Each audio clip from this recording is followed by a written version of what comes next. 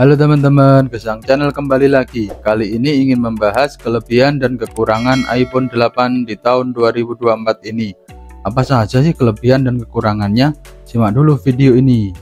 Yang pertama kita bahas kekurangan iPhone 8 dulu. Kalau kalian mau beli iPhone 8 atau upgrade dari iPhone 7 iPhone 8 harus mikirkan kelebihan dan kekurangannya.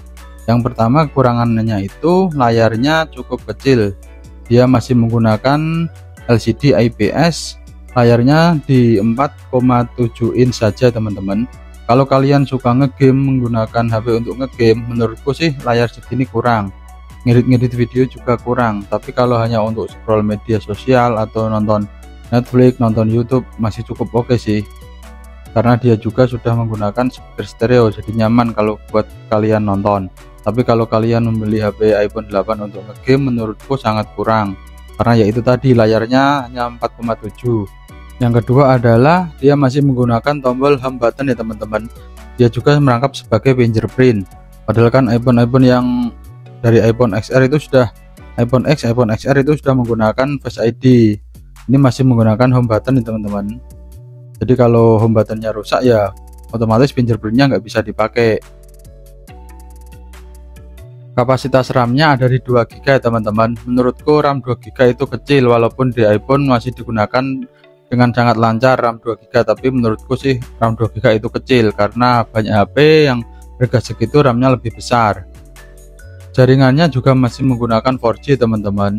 Kalian kalau mau digunakan dalam jangka panjang mending cari Android saja yang menggunakan jaringan 5G. Jadi nanti aman, nggak buru-buru kalian harus upgrade HP baru lagi. Karena jaringan 4G itu masih lambat kalau dibandingkan 5G. Kemudian kapasitas baterainya di sini masih di 1800-an mAh teman-teman. Kalian kalau beli HP Android harga segitu sudah dapat yang 5000 mAh. Menurutku kapasitas baterai segitu sih kurang, apalagi kalau kalian beli HP iPhone 8 untuk game atau untuk bikin konten video, ngedit video sih menurutku kurang kapasitas di 1800-an itu. Terus umur HP ini juga sudah 7 tahun ya teman-teman, karena ini keluaran di tahun 2017an. Jadi kalau kalian beli HP iPhone ini untuk kalian jangka panjang sih menurutku sih mending cari yang lain. Selanjutnya kita bahas kelebihan iPhone 8 digunakan di tahun 2024 ini. Frame-nya sudah aluminium, sangat kokoh. Menurutku HP seharga segitu yang lain belum ada yang menggunakan frame aluminium seperti ini. Terus belakangnya juga sudah menggunakan kaca ya teman-teman, kelihatan lebih mewah dibandingkan HP Android lainnya yang di harga kisaran sama dengan iPhone 8 ini. Selanjutnya kelebihannya chipset A11 Bionic di iPhone 8 ini masih cukup oke.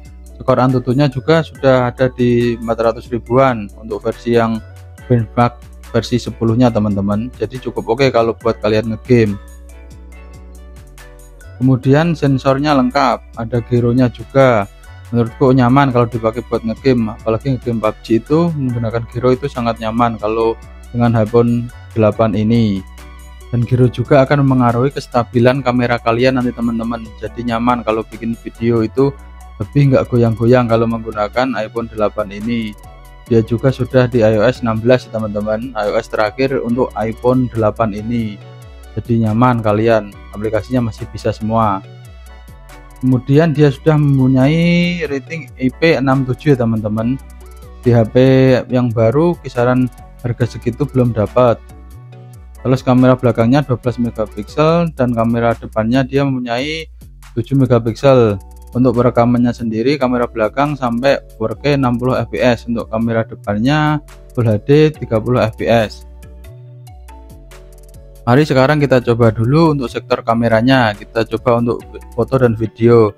Ini hasil fotonya.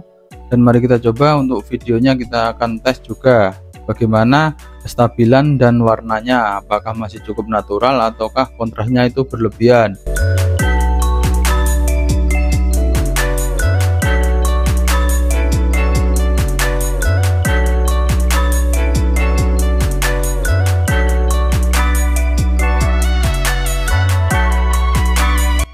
Dan ini hasil dari video tadi menggunakan 4K 60 fps, resolusi 12 megapiksel teman-teman. Untuk kontras warnanya menurutku sih cukup oke, sesuai aslinya, natural dan tidak berlebihan kontrasnya. dan autofokusnya itu juga masih oke sih untuk iPhone 8 ini, walaupun ini udah termasuk HP tua. Gimana teman-teman yang masih menggunakan iPhone 8 di tahun 2024 ini? Kalau ada yang pakai iPhone 8 di tahun 2024 ini, komen dong di bawah bagaimana keluh kesahnya.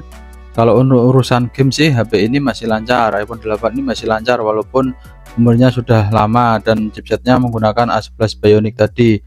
Masih bisa lah ngimbangin HP-HP Android yang harganya samaan.